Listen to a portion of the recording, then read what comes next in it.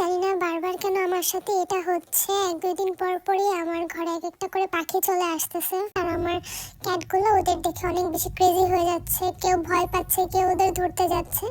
তো ওকে আমি কোনোভাবে ওদের হাত থেকে বাঁচিয়ে নিয়ে আসলাম ছেড়ে দেওয়ার জন্য, বাট ও না যাচ্ছিলই না। ওকে আমি বলছিলাম চলে যাও বাবু, তুমি এখানে থাকলে তুমি হয়তো বা বাঁচতে পারবে না, তুমি এখন মুক্ত চলে যাও। কিন্তু ও যাচ্ছিলই না আমার হাত থেকে, মানে রিল্যাক্সও বসেছিল, মনে হয় জায়গাটা সেফ ফিল করতেছিল। ও একদমই উড়ে যাচ্ছিল না, এখানে চুপচাপ করে বসেছিল। দেন আমাকে এত জোরে একটা কামড় দিল, আমি ওকে ছোটাতেও পারতেছিলাম না, এক হাত দিয়ে ফোন ধরে রেখেছিলাম।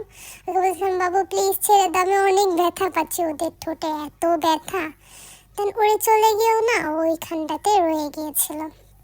দেন ওকে বললাম যে বাবু তুমি চলে যাও, নয়তো প্রবলেম হয়ে যাবে।